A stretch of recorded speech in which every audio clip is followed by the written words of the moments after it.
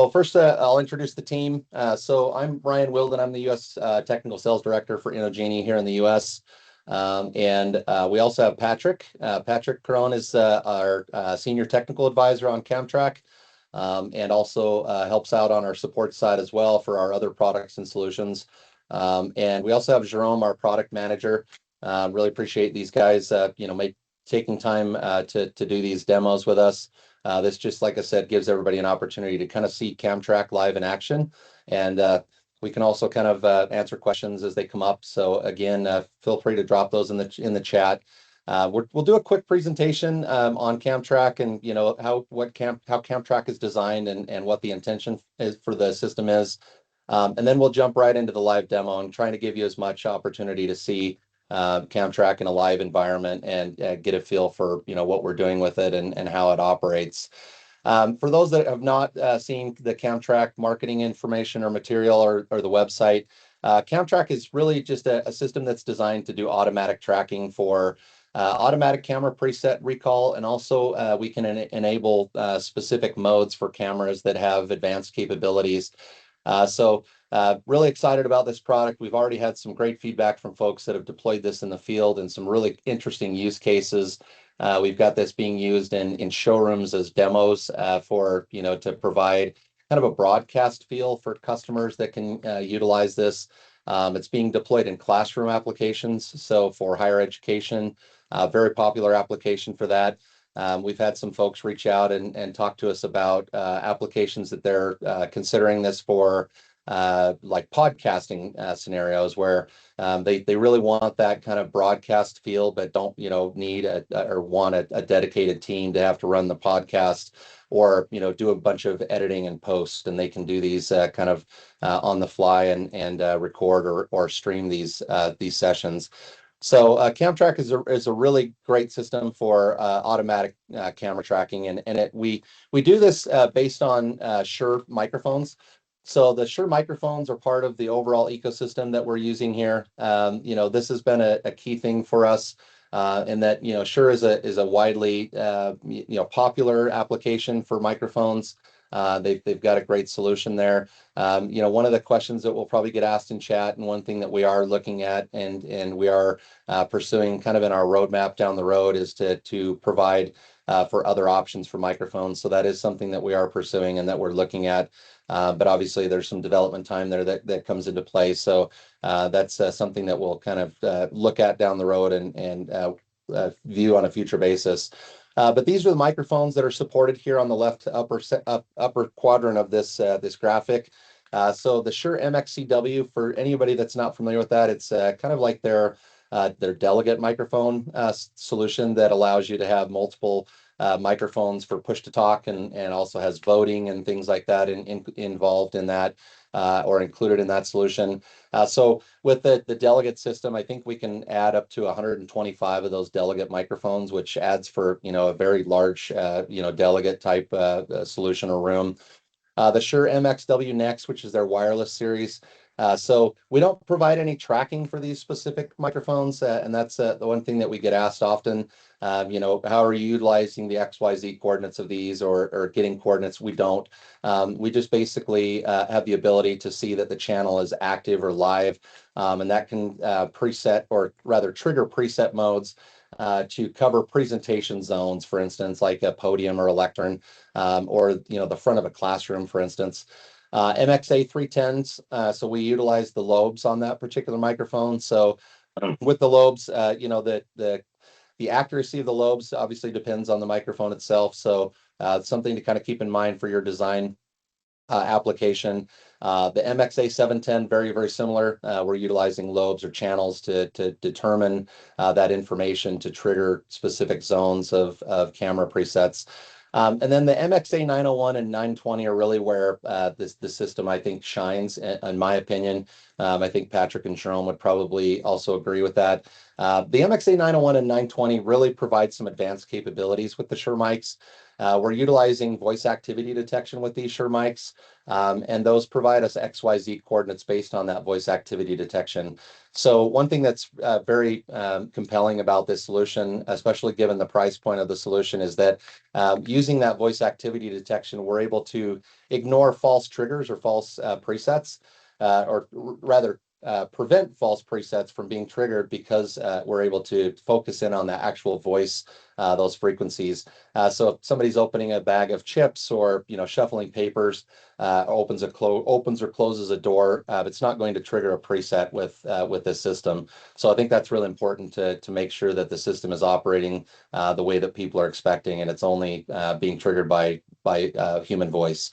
On the upper right quadrant of this, you'll see the different cameras that we, have tested with. But the key thing to keep in mind here is that we are device agnostic on the camera side. Any camera that supports VSCA over IP is something that we have tested, and we've got a wide variety of these cameras that we've tested, and it works fantastic with that VSCA over IP protocol. There are some unique cameras there that I'll mention that do have some unique protocols that give us some advantages, which we'll talk about a little bit.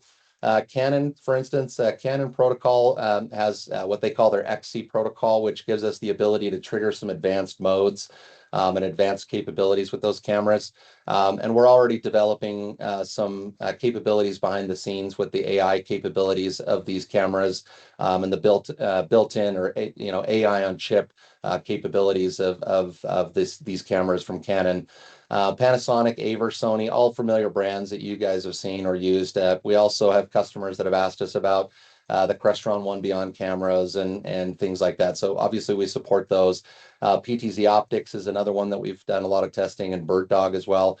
So those are all great cameras that we've utilized in this testing. So the key thing is, again, we're device agnostic. So if you've got any combination of the above, it will work great. So if you've got a Panasonic camera and an Aver camera, you won't have any problems making those all work together. So it's very flexible in that regard. On the lower right quadrant, you'll see the video switchers and converters that we support. Currently on the video switcher side for USB and HDMI, we offer support for our INOGENI switchers. And we also have our IP to USB, which is our NDI converter that converts cameras from NDI, NDI HX, HX2, and HX3. And then we also are able to convert RTSP to USB. So that IP to USB, even as a standalone product, is really drawing a lot of attention in the market. So something to keep your eye on, even if you're using that in a standalone environment, just as a camera switcher. It's a really fantastic solution, especially for the price point. And then on the left lower quadrant, you can see that obviously we support a wide variety of additional devices like the P300, and the ANI USB Matrix devices. And then these are all designed to connect to room PC or controllers. So it can be operated also, and presets can be activated from a third-party control system. You can activate or deactivate the camera tracking from a third-party control system. So if you've got a Crestron or a QSC system and you want to integrate that, that can definitely be done as well with the API of this device. These are some different applications that we have that we've kind of drawn up here. But it's not limited to this, of course. But these application diagrams and drawings are all available on the website. So whether it's a meeting room, training room, boardroom, like I said, even podcast room or classrooms, all of these are fantastic use cases, and definitely recommend that you visit the website and check these out if you have questions on the available different applications that we're seeing this used for. It's also another one that I'll mention that it's not on there, but it's also available or also can be used in divisible spaces. Typically, it requires one CAMTRACK per room. There is a caveat to that, in that the CAMTRACK solution does support 2 application slots. And that second application slot can be used for smaller divisible spaces that are adjoined with a room that only have one microphone and one camera. So it can be used as a single device for smaller divisible space. But for larger divisible spaces, you can use our global presets with multiple CAMTRACK units and cameras to really create a very large ecosystem with the solution. So like I mentioned, what we're doing with the Shure microphones is we bring all of this audio data in. We're communicating directly with the API of the microphone. So we receive that information directly from the mic, telling us what the XYZ coordinates are. Patrick will probably give a demo on the call and show you how those XYZ coordinates show up or present themselves within the software, which is very helpful for going in and setting up these zones to make sure that the room is set up properly. But the idea there is really these zones that you see on screen. So with these different zones, you can kind of see there are different positions in the room, and you can create or resize or reshape those zones depending on the coverage that you want for that specific room. And having the multiple cameras really gives you a lot of flexibility. So with a lot of the more expensive solutions that you see on the market for camera tracking, a lot of those solutions have dual cameras on each side of the screen or in the center of the screen for really creating these multiple views. We're able to really kind of cut down the budget on these rooms and the cost and the complexity by utilizing the same capability with kind of a good, better, best view with up to 3 camera locations per zone. And we're able to do that basically by allowing these cameras to be brought in and utilized in the system in a way that gives us these multiple views and multiple angles. So we'll explain that a little bit more here, and you'll see that a little bit as we talk about this. We can also leverage camera auto tracking and auto framing modes. So like I mentioned, if you've got a presenter zone at the front of the room, like you see here in this conference room or in a classroom for higher education, you can designate a specific zone for audio either with the MXA 920 or 901, or you can also designate it with a wireless microphone, for instance. If someone is speaking from a podium microphone, even a wired podium microphone connected to a P300, for instance, that will trigger a zone that would allow you to activate the camera's auto tracking or auto framing. So going beyond that just standard ACPR or automatic camera preset recall where you're just triggering presets, we also have some really cool capabilities to activate these different modes. I can tell you already that, one of the things that we've got coming up in a future firmware release with Canon specifically is the ability to activate, an AI capability with these cameras. So, oftentimes somebody's sitting in a seat and they lean back, kind of out of frame of the cameras. Those Canon cameras can report back to our system, effectively telling us, hey, I don't see someone in shot, which we then, trigger this mode for these Canon cameras to activate more of a zoom out mode. So it would zoom out until it captures someone in frame. So there's some really cool things that we're doing with the software here, and the solution that you see today is not fixed. We've got a great roadmap ahead for other capabilities that we're exploring with the solution down the road. Again, the multiple angles per zone. And then you can kind of see here, really the idea behind CAMTRACK is this seamless and natural camera switching. I kind of like to refer to CAMTRACK as a broadcast team in a box.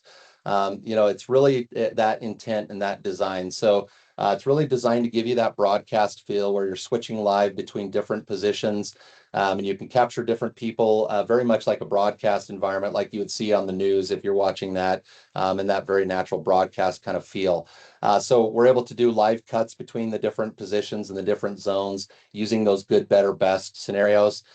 You'll never capture a camera, panning or tilting across the room. We don't want to, really kind of make people sick that might be on the call. So that's something that we avoid. And we're able to do that in software with a lot of different API calls to verify that the camera has finished moving to its tracking position. So very, very unique in that regard, and a really a compelling solution there. As I mentioned, our IP-to-USB, this really makes CAMTRACK shine, in my opinion. Using the IP-to-USB, you're not required to use USB extenders and run this very complicated, environment with all these different signal flows. It really just puts everything over the network and really simplifies CAMTRACK. So this is CAMTRACK in an IP-to-USB environment, and kind of shows how this can be utilized in an IP environment. So you've got NDI cameras on the lower left side there. These are all connected via NDI or RTSP back to a switch. You've got Shure-enabled Dante audio devices like the network loudspeaker, Shure microphones, and all of these connect to the IP to USB over Dante. So using Dante controller, you're able to route these different signals to the IP to USB. So that really makes that a very effective device for bringing in Dante as well as NDI or RTSP to provide for this multi-camera and really provide all this flexibility that we're talking about. But as I mentioned, you can also utilize traditional switchers with USB and HDMI. We've got several devices that are here as well. So something to keep in mind. We are, just kind of as a sneak peek, where we are exploring enabling some other switchers outside of these in our Pro version. And I'll talk about the two different versions here a little bit as well here in a second. But this would be, like I said, a workflow for a USB or HDMI type device or switcher that can be utilized in those environments. And then this is kind of a sneak peek of the CAMTRAK software, but I won't spend a lot of time on this because we'll have Patrick do a live demonstration of the software and show you the channel table setup specifically, and how easy it is to go in and set these up. But very, very simple to go in, and it's all web-based. We do have videos available on the website through our YouTube channel, and also just for training in general to go in there, and you can watch these videos and follow along, and it gives you a pretty good step-by-step view of how the software is configured. But we're talking maximum hour and a half to 2 hours to go in and set up the software and configure the camera presets, unless you have 300 camera presets, which obviously is going to take you much longer. But very, very simple to get this set up. As I mentioned, two different versions of CAMTRAK. There's the CAMTRAK standard, which supports up to 4 microphones and 8 cameras. I will kind of change that 4 microphones to 4 devices because it's not just 4 microphones. It can be used with, like I said, the P300. So up to 4 Shure devices and up to 8 cameras.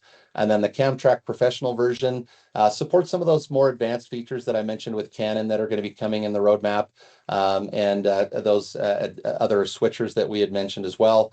And the MSRP for this would be $39.95, and will support up to 8 Shure devices and up to 12 cameras. And so when I mention 8 Shure devices, that could be any combination of, you could have 4 MXA 920s, P300, and a wireless mic, etc. So you get the idea there, but we're not really focused on channels or lobes or anything like that with the solution. We're really focused on the actual Shure connections that we're getting with those devices.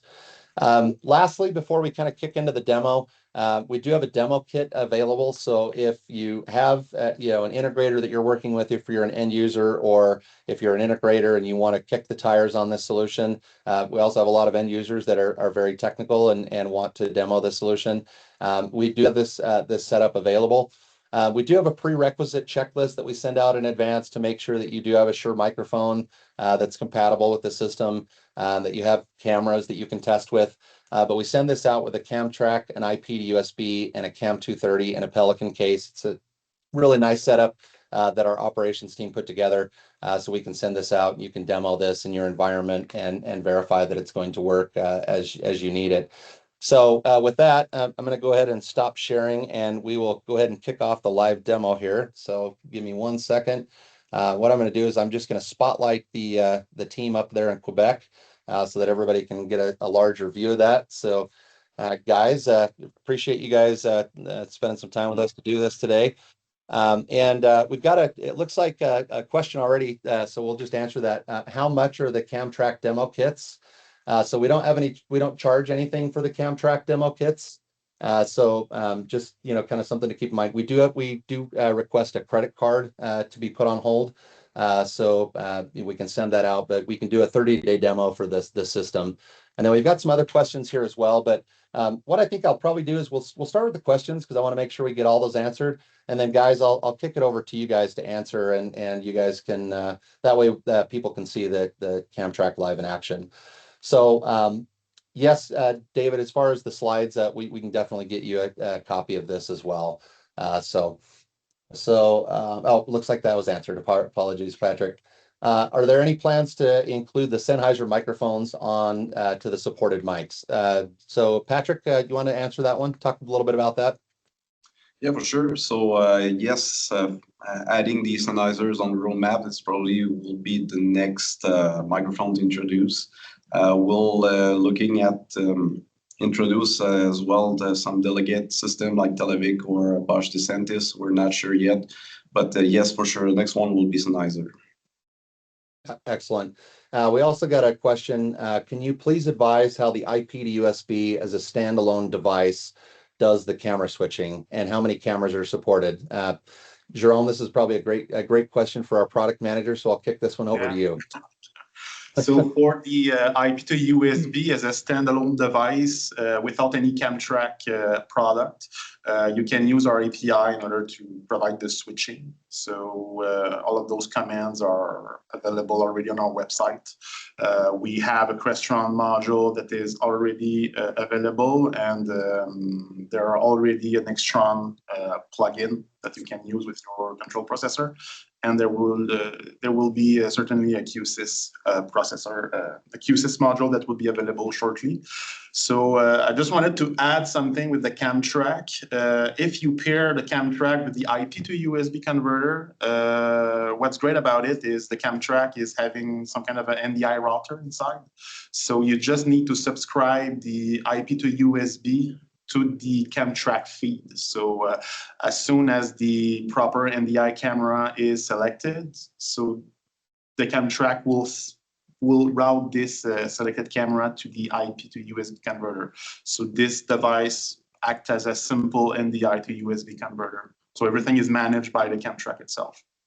Yeah, that's a great point. So, I think an interesting workflow there is, a lot of folks use OBS for recording and whatnot. So, I mean, I know the answer to this already, but I think, Jerome, I mean, would it be possible for OBS, for instance, to subscribe to that NDI stream for recording off, kind of off of the IP to USB?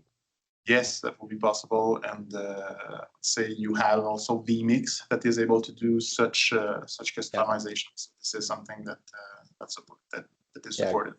Yeah. Great point. And mention that using the IP to USB in a standalone solution, it can support up to 10 cameras. You can mix and match RTSP and NDI feeds. Mm-hmm. Yeah, great point.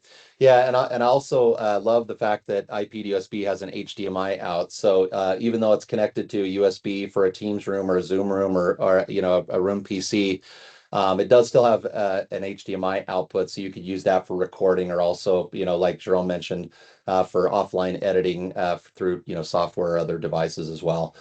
So David asked, if we are designing a project and have a question, is there an official way to ask for a person to help if the documentation seems to not quite cover our exact question? Patrick, I know that's kind of your expertise. You want to throw something in there? Yeah, for sure. So you can reach out to us at through our web platform or directly to you can send us an email at support@inogeni.com. So I'm part of the team managing all the questions that we get on the website and from the emails as well. So if I'm not available, there's a whole team that is able to reply to those questions. So yeah, feel free to contact us. You can also use the phone if you want. Yeah, great point. And I would like to highlight our team is great. So, props to you guys for being so responsive and quick to jump in and answer questions there. A lot of folks are hesitant to reach out via email or phone because they don't think they're going to get a response. And that's not the case with our team in Quebec. So really appreciate you guys and your quickness to jump in and respond to those. George asked a question. I may have missed this, but does this solution support primary, secondary camera pairs to avoid visible camera movement on the far end, or is that handled a different way? Guys, I'll let you guys decide who wants to answer that one, but I think you can kind of explain the good, better, best, and the different viewpoints. Yeah, correct. So we support up to 3 different views for each of the zones. So you can have up to 3 different cameras within the same zone. As we are here in the small room, we only have 1 camera dedicated for every zones, but we also added a wide view of the room for each of the zones. So if I move from a chair to another, because we're only the 2 of us here, So if I speak from another zone here, instead of seeing the camera movement, we'll see a wide view of the room, and then we'll switch back to the PTZ camera in a couple of seconds. So as you can see now, I'm switched. I'm not to say at the right place, but you can get the idea. Exactly. Yeah, and I'll point out the movement that you saw there is actually there are two things. The movement that you saw is actually the rally bar doing its automatic framing. But that's also pretty interesting because one thing that we're enabling, and I love this feature and I talk about it a lot. I bug Jerome about it all the time because it's something that's coming down the road. Jerome's probably tired of me asking, but you know, the IP to USB does have a USB input, and I think there's some interesting capability coming down the road with that. Jerome, why don't I toss that one over to you? I'm going to put you on the spot. Sorry. Yeah.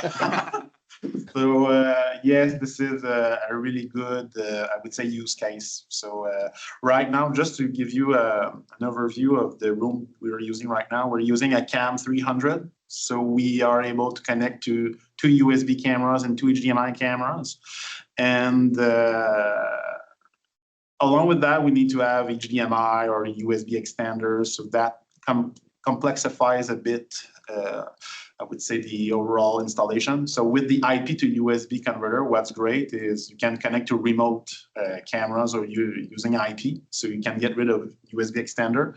But we would see a benefit in order to have a USB camera that is seated at the front of the room and be able to switch in between this wide shot camera along with remote IP cameras. So this is very good to support that kind of feature, and this is coming in shortly. So we anticipate to have this support during June, so prior to InfoComm. Yeah, that's great. I love that. You know, as I was deploying my own CAMTRAK setup at home, you know, I had 3 PTZ cameras, you know, and it's a small room, and the PTZ camera I had sitting at the front of the table, you know, it's really not designed for that wide shot. And I thought, man, it would be great if we could do this. And I reached out to Jerome. He's like, no, we're already working on that. It's coming. So no, it's great. You know, and that's what I love about you know, INOGENI and our flexibility for our team. So again, kudos to you guys for, you know, looking at all the different you know, scenarios and coming up with solutions to that. So I think that's a really cool feature that's going to be coming with IP to USB. David asked, do we have something that can convert a USB camera to NDI, then convert it back to USB at the equipment rack? Jerome, I think that's probably a question for you. Yeah, so this is something that that could be useful. Let's say in order to so that kind of system would act as some kind of a USB camera extension. So yeah, this is something that we would like to test with the IP to USB converter, if there's some, I would say, feasibility about this, but I would be curious about the type of use case in order to have this USB camera to be converted to NDI and then backward to NDI to USB. We're a bit concerned about latency issues of this kind of stuff, so it's but this is something that could be done in the IP to USB. So it's a roadmap feature, of course. But if you have customers that are asking for this specific type of use case, we would be happy to assist. Yeah, great. Thanks, Jerome. You know, just kind of a couple questions. You know, we're a couple months in now, a few months in on CAMTRAK being deployed out in the field. Patrick, what kind of rooms are you seeing this deployed in primarily? I mean, what's you're talking to customers and whatnot. What type of rooms are you seeing most commonly deployed for this solution? Yeah, the most common situation is boardrooms for sure, but we've seen that in courtrooms, classrooms, higher education. We've been involved in a couple of projects for podcast studios as well. So we also had a question earlier regarding the manual control of the camera. So we were working on the project with a small studio. They were asking for a way to have an automatic switching when there's no operator in here. But when the operator is coming back, just turn off the tracking on the CAMTRAK and go to the manual mode with the joystick. So it's totally possible. We can disable the automatic features within the CAMTRAK. We can set up to 10 presets, so that's great for multi-purpose rooms as well. If you have the visible room, it's totally possible to get 2 or 3 CAMTRAKs working together. Just recall the presets when we open up the division, and that will work. Yeah, that's great. I haven't asked a question that I think a lot of folks probably are wondering, and we have some experience with, but does CAMTRAK work with the old Shure MXA 910? And Patrick, I think I'm going to throw this one over to you because I know that you've experienced some testing with this, and you can offer some insight into that. I mean, it can work for sure, but the only limitation is that we're limited to the 8 lobes, and those lobes have a shape, and we have to live with that. As we'll see a bit later on, we'll show the CAMTRAK interface and how we can handle the zones with a microphone that provides the XYZ coordinates. It's way more flexible, but yes, the 910 is still supported, but with its limitations. Exactly. It's one of those, I hate to use the term your mileage may vary, but based on the technology, it's one of those things where you have to kind of consider the limitations of the technology that's built into that device. But it absolutely could be used. Patrick, I wanted to ask, you mentioned courtrooms earlier. And one of the things I love about CAMTRAK is you also mentioned, the wide shot, when nobody's speaking. But that's configurable, and I thought that's kind of interesting. Somebody mentioned a courtroom, and this might be an opportunity to pull up the software as well and show the software. But the reason I mentioned that is you don't have to just go to a wide shot. That's good for a conference room application. For higher education maybe. But I think it's interesting in a courtroom environment. If nobody's speaking, typically you don't want to cover the whole courtroom because maybe they don't want the jurors to be seen as they're walking into the courtroom. There's obviously other considerations there where they may not want that. So while we can certainly go to a wide shot, as Patrick mentioned, if you've got a courtroom application, you could actually go to a narrow shot. So, maybe we just want to see the judge when nobody's speaking in the room. So very cool flexibility. And Patrick can kind of show that here a little bit in the software and give you kind of a walkthrough of what we're doing here. So go ahead, Patrick. All right. So as you can see here, we configure everything from a web page. So there's no software installed. It's quite easy to reach the unit. You don't even need to know the IP address because the MDNS URL is written under the device itself. So as you were seeing when Ryan was speaking, we got audio from the far end, and it triggered a view, a CAMTRAK preset. So the same thing happens when there's nobody speaking. So if the room is quiet, you can recall a preset. So here we decided to recall the wide view of the room with our rally bar, but it could be any of the cameras and any of the presets. So as you mentioned, if you're in the courtroom and somebody at the far end starts to speak, maybe you want to see the judge reaction. So you could trigger the camera and the preset that's towards the judge. Exactly. I love the flexibility here. And I think that's the key thing is just that we give you the flexibility to, it's not, and David kind of mentioned this as well, just recently said, the product seems significantly simpler, but just as capable or more capable than the current alternatives. And David, we really appreciate that. We'll send you the gift card later. I'm kidding. No, but thanks for the comment there. No, we really appreciate that. But I love that. I think that's where the flexibility really comes in. So I don't mean to steal your thunder, Patrick, and I'll let you get back to the presentation, but just wanted to comment that the flexibility is really there to really provide for some really unique different applications and use cases. And it's very simple to do that. So Patrick, I'll let you go back to your presentation there.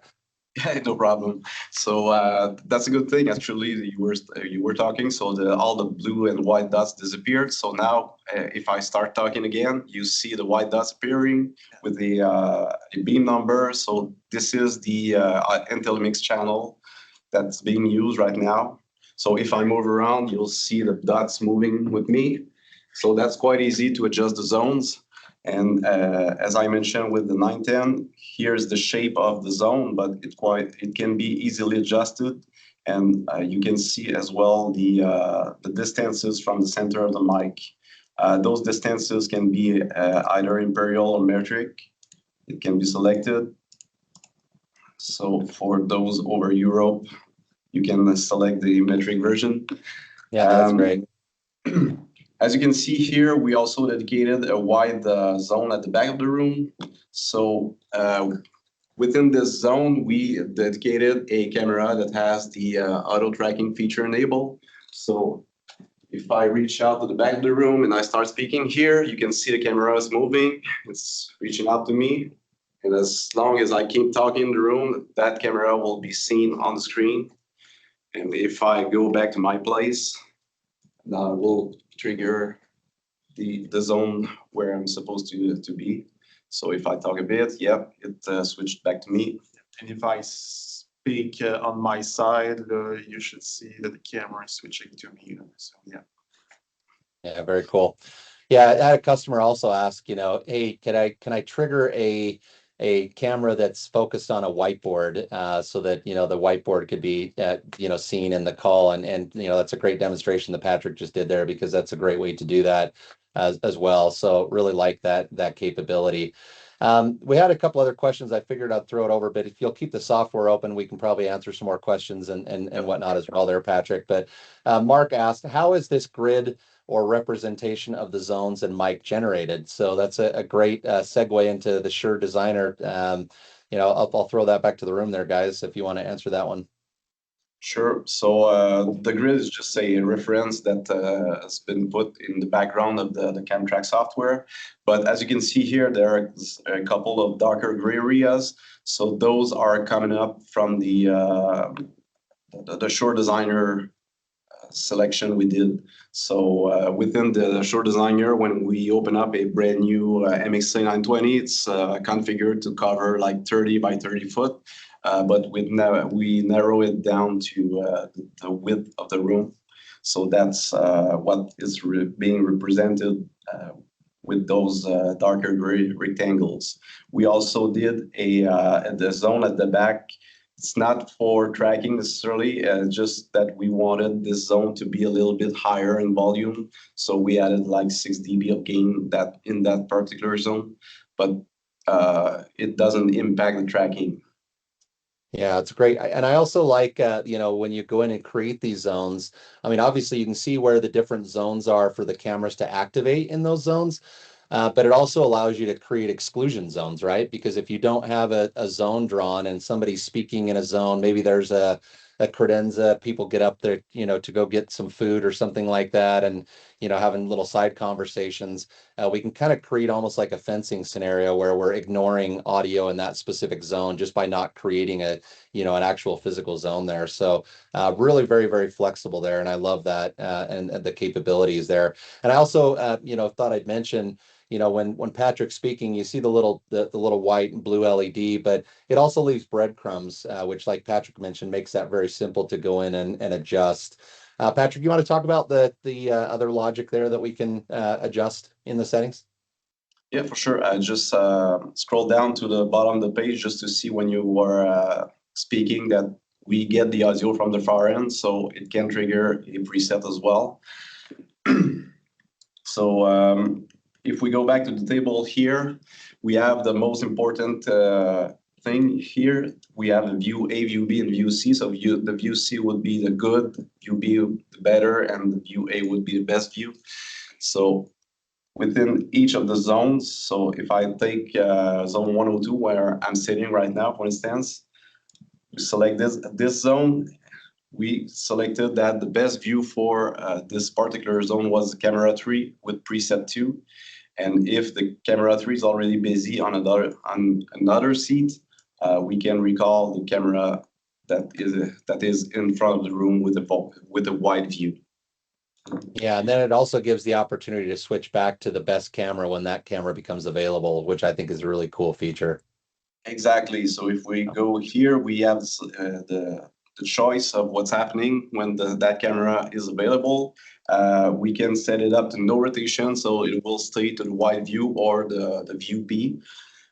You can prioritize the view A, it is what we are doing here, and you can select the delay.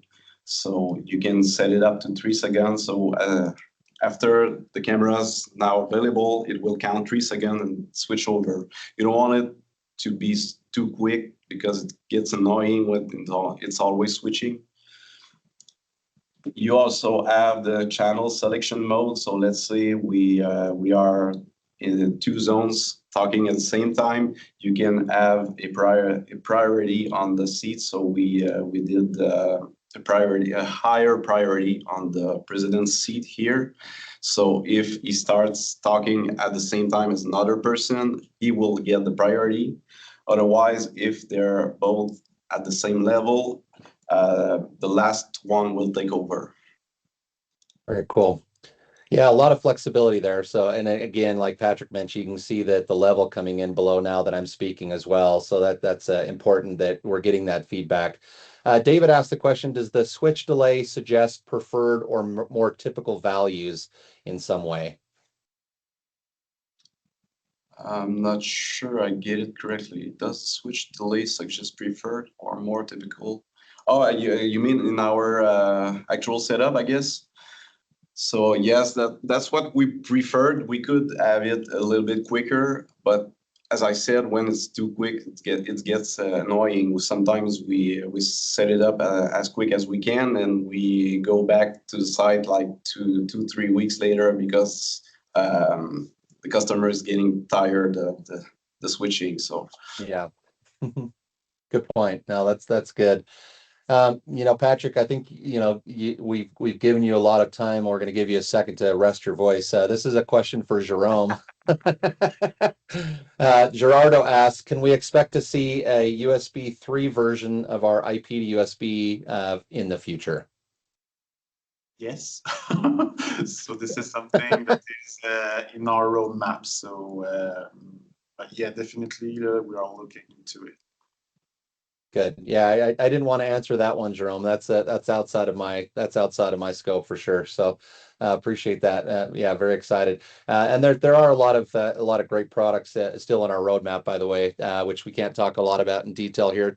But really excited about where we're headed with some of those new products. So very exciting, and keep your eyes out for those because we do have a lot of great things coming down the road. David also asked, on the user interface, it might be nice if it has a note to tell people to set it to 2 or 3 seconds. I think by out of the box, it comes set at 3 seconds for the delay. But also it's 4 out of the box. Okay, yeah. Oh, 4 out of the for box. every for all the delays, so you can set it up to your likings. Exactly. And Patrick, do you want to pull up one of the information windows just to kind of show the detail that's available in those boxes as well? You mean the timing? Just a little, just the little help section of each of those little sections, Okay, kind of to sorry. show, because I think that might kind of help answer some of David's questions as well. So it really explains how what's the logic behind every control pane. exactly. Yeah, the other feature I really like, and maybe you could show this as well, Patrick, is the channel table simulator. I think oftentimes you don't want to have to be walking around a room with a phone with a YouTube video playing to test your different zones. So I thought this is a really cool feature that we implemented here with CAMTRAK, and being able to utilize this channel simulator to activate these different presets for that setup mode. Yeah, for sure. I mean, walking the room can be quite important to make sure your zone are set up correctly. But once you're done with it and you want to test the presets for all the zones, this can do it for you automatically. So it will recall presets randomly throughout the room. So as you can see, it triggers presets where there's nobody, but yeah, but it's great for testing to make sure that you frame the presets correctly. Exactly. Yeah, it's great for testing and making sure that the room is kind of set up the way that you want it. So I think that's an important note. We still got about 15 minutes if anybody has any more questions, but I'll throw out a couple quick questions here. CAMTRAK, as I mentioned earlier, we're camera agnostic. Jerome, why was that important for us? Given our DNA and our other solutions, why was that an important decision for us? In order to be in sync with all our other products. So we are fully brand agnostic on the camera side and even on the room PC side. So that made sense with the CAMTRAK to support any type of manufacturers on the camera side. And we will continue to do so in order to avoid the customers to be locked into a specific ecosystem. Yeah, I love that, and I've always appreciated that. We've got a lot of great partners out there, and for the partners that might be on the call, we really appreciate your guys' partnership. And we had some great conversations. I was at NAB this week meeting with different camera manufacturers, and we really try to make sure that we're having regular communication with these different partners to ensure that our product is compatible and works as intended. So. We really do spend a lot of time on that and appreciate that, we try to keep that, agnostic, DNA for us. Patrick, one quick question, and then I'm going to have him show you or have you walk through the different settings here on these pages as well. Mark asked, the supported camera switchers offer any other type of switch besides what I assume is a seamless cut? Jerome? We don't have any switcher that has transitions, if that's what the question is. But we use switchers that are seamless, as you can see with the CAM300 we're using right now. It does the same type of switching with the NDI router. So yeah, it looks like what you're seeing right now. We don't do fade and stars effects, and it's just Exactly. like a clean switch. Yep. Good. That's great. Thanks, Mark. Patrick, if you just want to kind of, go through the tabs here and just show people how to set up the software, how easy it is, really, I think is the key thing to set up these devices. It's not custom code, so it's very, very simple. So Patrick, I'll throw it over to you again. Yes, and as Mark mentioned earlier in the chat, we do use the API from the Shure microphones directly. So in the first, I should have showed that first. Here we just select the number of devices we want to communicate with. So if we have a CAMTRAK standard, we can communicate with up to 4 Shure devices, and if we have a Pro version, we can use up to 8. So as we are in the small room here, we just use a 920, and we use 4 cameras. With the Pro version, we could go up to 12. So in the audio section, we just connect the devices. We just need to enter the IP address of the device and select the number of channel or zones. Since we're using an MXA 920 with the XYZ coordinates, we just selected the 6 zones as we saw here. So we used the six zones. So Yeah, when by the way, that's an important point, right? Because even though the MXA 920 only has 8 channels, you could have theoretically, 16 different zones in that space. Correct. Using MXA 920, right? Yep, exactly. So that's good. We then have to connect all the cameras, since we're using 4 cameras here. The first one being a USB standalone video bar. We just don't connect to it. But the other are Canon PTZ cameras here. So we just enter the IP address, the credentials, and then select the right protocol to communicate. When it's done, you can select the camera itself and just try to move it around.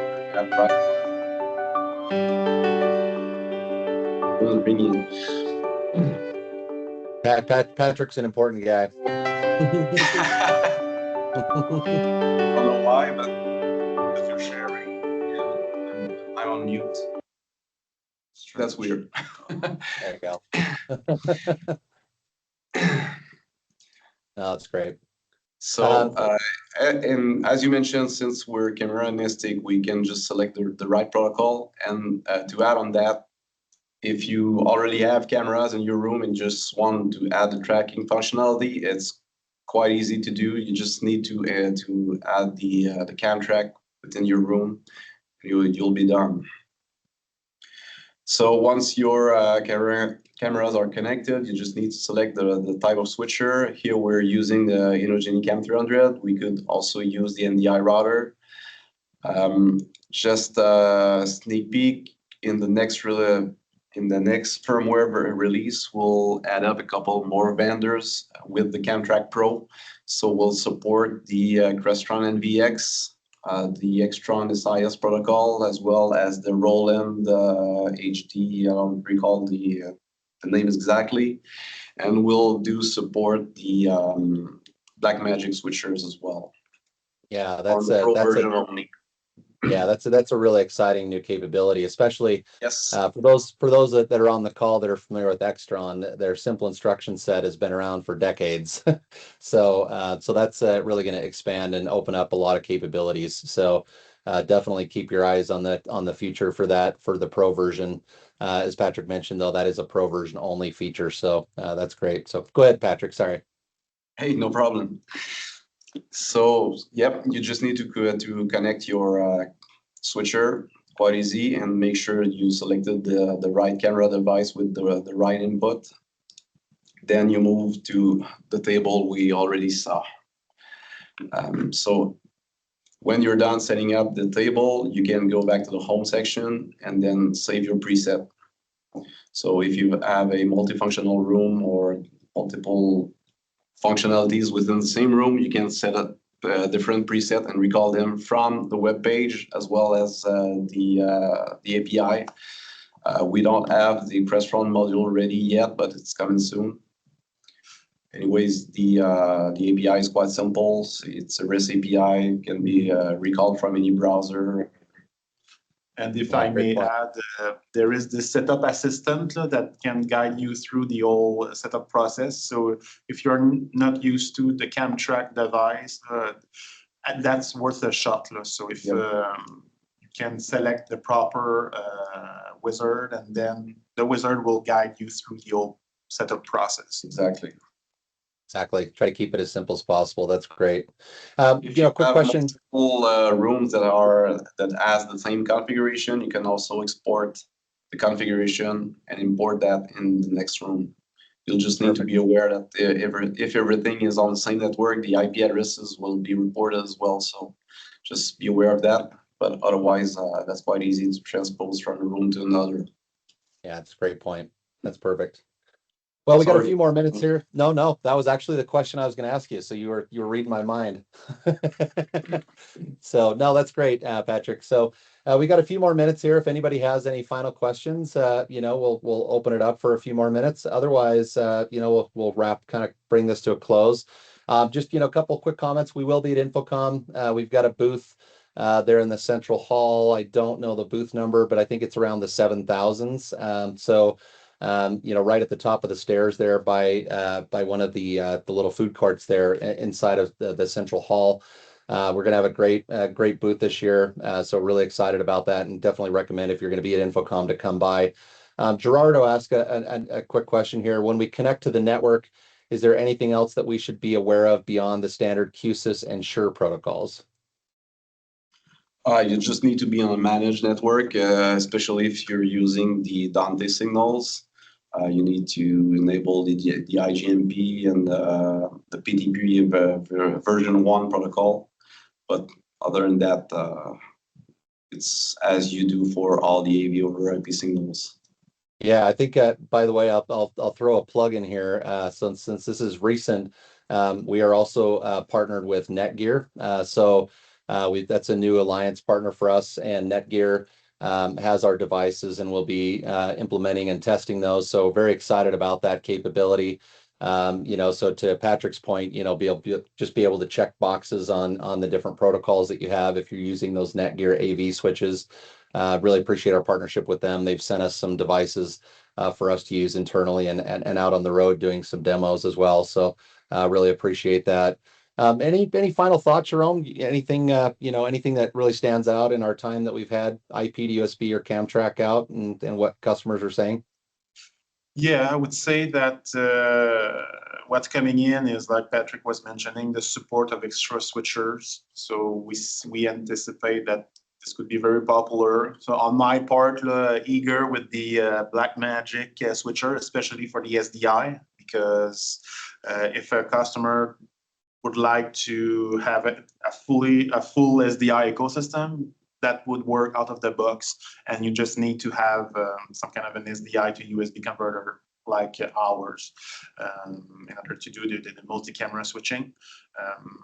But yeah, really eager to release that firmware. Yeah, exactly. Now we're eager for that as well. David asked one question here, and then we'll kind of wrap things up, I think. But he asked, do we plan on publishing a list of the Netgear switches that we have tested and are known to work well? And I think Netgear does some of that testing as well, correct, Jerome?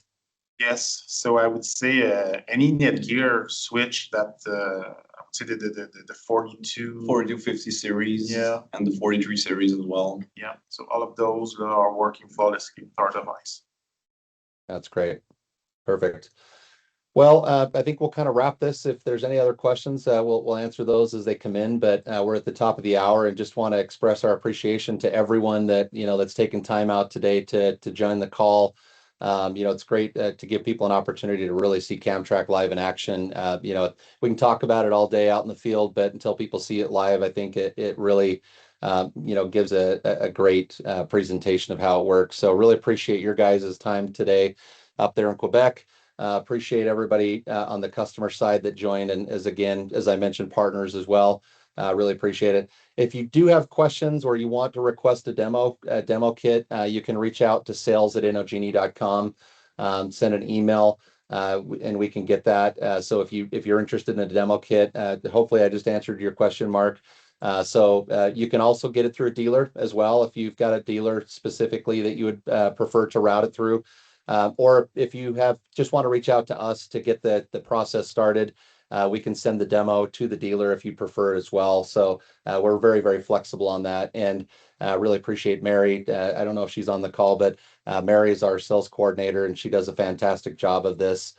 She's very quick to get these set up. So we'll definitely, get that out to you as available, as quick as it's available. But we do have a few kits available to send out. So appreciate that. And Mary, thanks for your help on that. So I think with that, we're right at the top of the hour. So again, thanks, or merci beaucoup to our friends up in there in Quebec. I'm working on my French. They try not to give me too much grief about it, but really appreciate everybody joining. And with that, we'll go ahead and end the event. Really appreciate everybody joining, and have a great weekend. Thanks, everybody. Thank you. Thanks. You bet. Bye.